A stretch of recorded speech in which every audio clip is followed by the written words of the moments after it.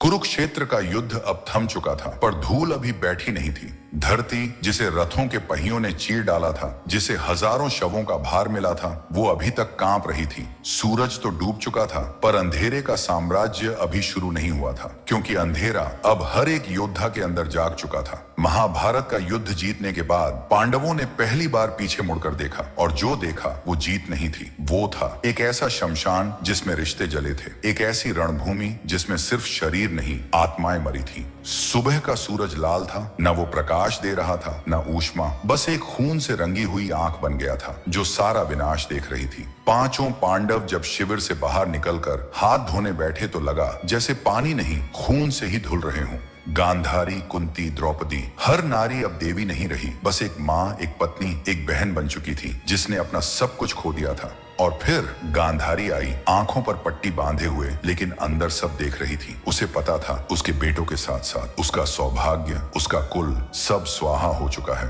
और जब उसने श्री कृष्ण को देखा तो उसकी चुप्पी टूटी। वो टूटा हुआ दिल जो अब तक मौन था वो फूट पड़ा। उसकी आवाज कांप रही थी, लेकिन आग से भरी थी। हे कृष्ण, तू देखता रहा, तू मुस्कुराता रहा, तेरे होते हुए भी मेरा कुल भस्म हो गया। जिस तरह से मेरा कुल नष्ट हुआ है, उसी तरह तेरी भी यदुवंशी जाति नष्ट हो जाएगी, तेरा भी कुल आपस में लड़कर मिट जाएगा। और उस क्षण श्री कृष्ण ने कुछ नहीं कहा, बस अपना सिर झुका लिया, जैसे पहले से ही सब जान चुके हों, जैसे उन्होंने जानबूझकर ही ये सब होने दिया हो, क्योंकि युद्ध की विजय से ज्यादा जरूरी था भविष्य को तैयार करना। पर उस क्षण कोई नहीं जानता था कि उस गांधारी के श्राप से एक भयानक चक्र शुरू हो चुका था, जिसे रोका नहीं जा सकता था, क्योंकि यह श्राप सिर्फ बदले का नहीं था, यह श्राप अधर्म के बीज बोने का था। वो बीज जो धीरे धीरे कलयुग को जन्म दे रहा था। युद्ध समाप्त हो चुका था, पर द्रौपदी की आंखें अब भी अपने पुत्रों को खोज रही थीं। उसके पांचों पुत्र अश्वत्थामा की रात की कायरता में मारे जा चुके थे। न कोई युद्ध, न कोई सम्मान,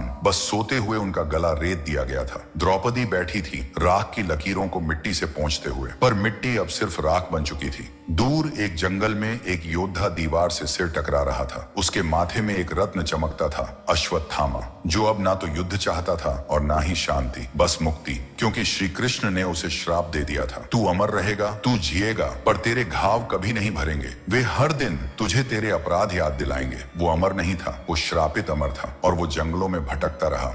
कर्ण, वो जो सूर्य पुत्र था, अब स्वर्ग का पथिक बना। स्वर्ग लोक में सूर्य देव का पुत्र कर्ण अब अपने असली रूप में खड़ा था। उसके तन से अब भी कवच कुंडल की चमक नहीं गई थी, पर उसकी आंखें मानो किसी अधूरी लड़ाई को ढूंढ रही थी। मैंने धर्म निभाया पर मुझे अधर्मी कहा गया, मैंने दान किया पर मुझे स्वार्थी कहा गया, मैंने त्याग किया पर मुझे अपवित्र कहा गया। स्वर्ग के संगीत भी उसकी आत्मा को सुकून नहीं दे पा रहे थे। कर्ण अब भी वहीं युद्ध भूमि के उस आखिरी क्षण में था जहां रथ का पहिया धंस गया था, और धर्म ने अधर्म का रूप लेकर उसे धोखे से मार दिया था। कहानी खत्म नहीं हुई थी। अब श्री कृष्ण द्वारका लौट चुके थे, पर उनके लौटते ही यदुवंश का पतन शुरू हो चुका था। एक एक कर श्री कृष्ण के भाई, बेटे, सैनिक आपस में ही लड़ने लगे। शराब और घमंड ने मिलकर शांति छीन ली, और अंततः एक शिकारी का तीर श्री कृष्ण को जा लगा, और तब धरती ने अपना सबसे बड़ा रक्षक खो दिया। अभी तो ये सिर्फ शुरुआत है, क्योंकि अब शुरू होगा राजा परीक्षित का राज्य। अब जन्म होगा कलयुग का।